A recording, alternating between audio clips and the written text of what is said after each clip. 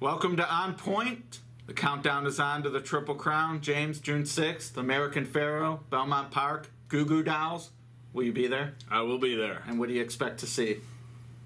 Well, I mean, that's, I'll be, I'm going to be probably rooting for American Pharoah if he has the lead in the stretch, just to see the Triple Crown winner. I'm not saying he's going to do it yet, but obviously has a good chance. Yeah, I mean, to me, we've been through this so many times. I've been there 04 and 08. I was there.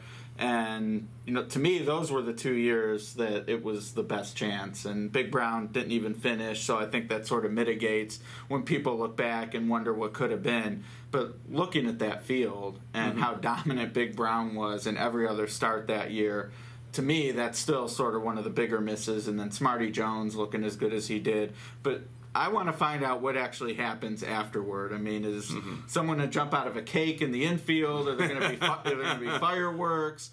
I mean, I have to hope and think the industry has something planned to, truly make that a memorable experience beyond just giving them the trophy that. Right, and I agree completely with that. I mean, American Pharoah, he's actually running against multiple Grade 1 winners like Frosted and Materiality and Carpe Diem. They're all Grade 1 winners this year. And Big Brown, even like Smarty Jones, Eddington and Rock Hard 10 missed the Derby, so none of those horses weren't. I mean, Birdstone won the Champagne, but his form had been poor, and they just towered over the field so much. I mean, California Chrome, in a sense, last year too. I mean, Tonalist won the Peter Pan on a sloppy track. He hadn't, before that he was running in allowances. So you just, we've been down this road before where the horse looks more than capable, looks like he can easily do it, and then they come up short. Right, and that very well could happen this time in, I guess, down to almost 2 weeks.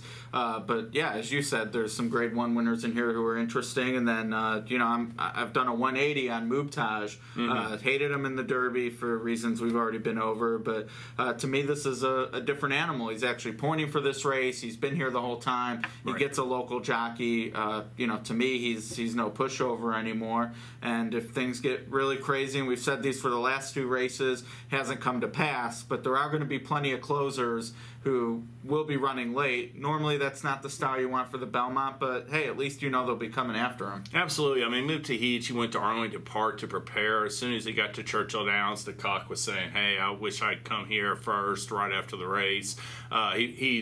He's been galloping on the turf there, but he worked a half mile on the main track, and he looks like he could run a better race than the Derby. I mean, there's still some, is he going to be good enough? But he's one horse in the field that's definitely bred for the distance. I also look at Frosted, as a viable win candidate if American Pharoah falters. And, Pletcher has 3 horses, but the one that really intrigues me is Made from Lucky.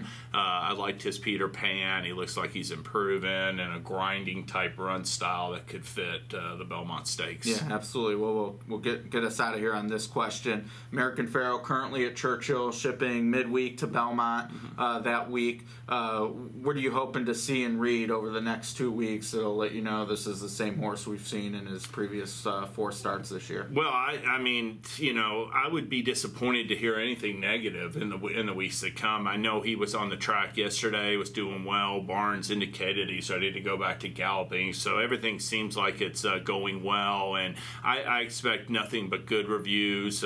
You mentioned the fact that he's not shipping until the week of the Belmont, but these horses have gotten there early before, and it hasn't made any difference. So I'm not worried about that at all, and I expect American Pharoah to do well in the weeks to come. No, and it's a barn that knows how to ship horses into different tracks. So yeah, that's not a concern by any means. And I agree with you. I mean, definitely don't want to hear anything negative. And I have to say, I wrote that piece right before the Preakness about some of the negative buzz around the horse, and we had some fun with that. But really, I mean, I have to say, for as much as it's like, oh, what did the Preakness take out of him and the track, etc., everything afterward, to me, it hasn't been lip service. I mean, they said, here's what he's going to do, and he's done it. And that's what I want to see. I don't want excuses why he's not, or why is he walking for a week, things like that. I mean, it seems like he's hitting the marks that the barn normally hits. That was a big thing with Rachel Alexandra back when she was with Steve Asmussen. It's like, look, he runs his horses on Saturday and they work 9 days later on Monday, and if they don't, then there's an issue. And when she was at her best, I mean, she was hitting it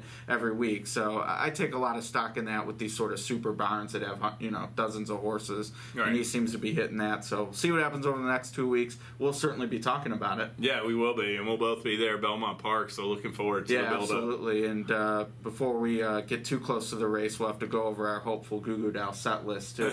All right. Yeah. I'll be prepared for that. A lot of hits we hope to see, but in the meantime, we'll be talking about this race. Join us next week.